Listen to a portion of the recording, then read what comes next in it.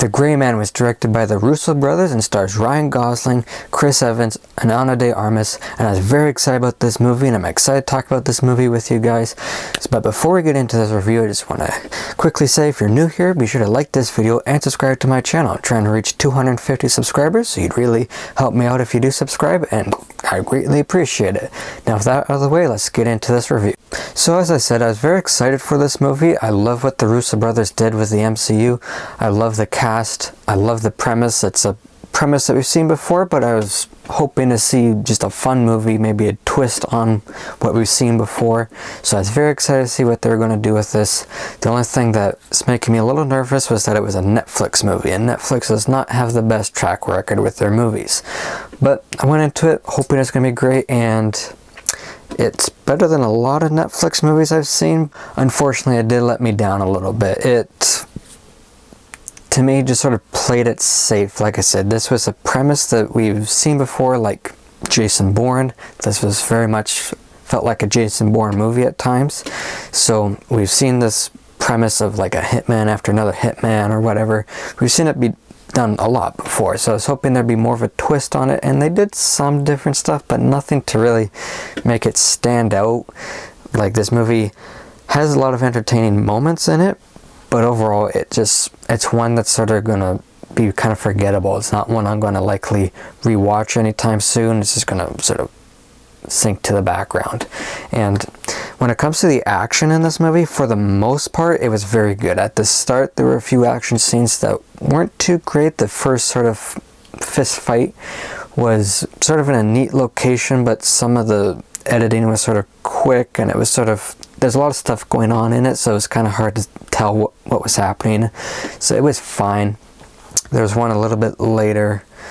I won't go into detail what happened, but there's parts where the people are fully CGI, and it was really bad. It did not look good at all. It took me out of the movie. It looked kind of cartoony, so that wasn't good.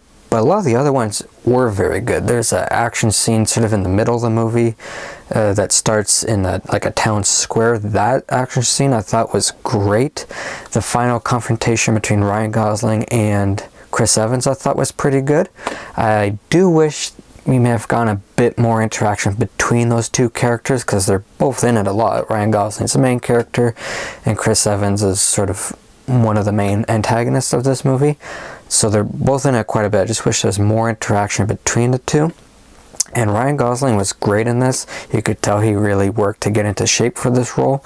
Chris Evans, for me, really stole the show. He was just fun to watch. He was a delight to watch. Even though he was sort of like the bad guy, he was really fun to watch. Very different from Captain America. He looked like he was having a lot of fun in this, doing something different. And while the character, you could say, is kind of over the top, and in this movie that's relatively realistic, besides some of the action sequences, his character is kind of way over the top, but Chris Evans just pulls it off very well, that it's not distracting in any way. I was always happy when he was on screen, because he just kept my attention so much. Ana de Armas, usually I've really liked her in her brief bit in No Time to Die and Knives Out. Both of those I thought she was really good, but in this she was just fine. She was serviceable.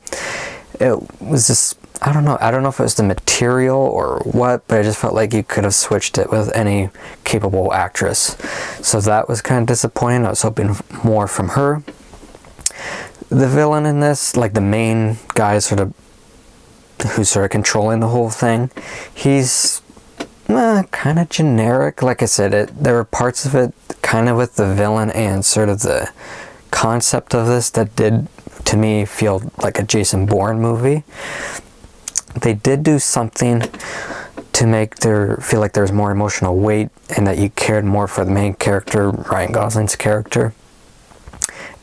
And it was fine. There were some nice moments with it. I'm not going to say what it was, but it was just sort of, again, it wasn't really anything new, and that's sort of really disappointed me. So I was just sort of hoping that they were going to take this concept that we've seen before, but do something really fresh with it. I don't know, I just sort of expecting something more, just seeing what the Russo brothers could do in the MCU with the 2 Captain America movies and 2 Avenger movies they did. I thought, like, say take Avengers Endgame, they did time travel, and say what you want about time travel, they did do a different spin with time travel, with the rules of time travel. So I was expecting that there'd be more of that, just something to make it stand out, but this just came out to be, for me, just a fun watch, but nothing that's gonna really hold in my mind. It's not one I'm likely to revisit. Like I said, it's got some great action scenes, some not so great, but for the most part, very good to great action scenes. The cast, for the most part, were really good. I enjoyed watching Ryan Gosling and Chris Evans, especially Chris Evans, when they were on screen. I think there's been a lot of people saying that they thought this movie was just really boring, and for me, I did not feel that. There were moments that were kind of getting a little slow, and parts where I felt like they could have trimmed it down a bit, but the movie as a whole, to me, wasn't, because there's plenty of action. Like I said, I thought the action for the most part was really good, and there's nothing in this movie that really made me go, oh, that was really bad, other than the CGI at some of the moments. It didn't do anything like that, and I'd say for the most part, I had a pretty good time. I enjoyed it for the most part, but was let down, and like I said, it's sort of like, not likely to revisit it. As a Netflix movie, if you're just judging it by a Netflix movie, given their track record, it's pretty good. But for a spy thriller, it's kind of more on a disposable end, especially comparing it, like I mentioned, to Jason Bourne. It feels like a Jason Bourne movie, and some of those are great. If I want a movie like this, I'm just going to go watch a Jason Bourne movie, not this. So unfortunately, I was a bit let down, but I was entertained for the most part. I'm going to give this movie a 60%, so that's decent. That's what I'd say about this movie. If you guys seen this movie, let me know what you thought about it. If you really liked it, maybe you didn't like it, let me know what your thoughts are. And again, if you're new here, be sure to like this video and subscribe to my channel. And stay tuned for some of my upcoming videos. Tomorrow, I'm going to go see the new movie Nope, so I'm going to have a review for that out either Sunday evening or Monday. As well, I'm slowly making my way through Stranger Things Season 3, so eventually there'll be a review for that, and I'll be continuing my James Bond movie countdowns with On Her Majesty's Secret Service, so stay tuned for those, and until my next video, take care everybody.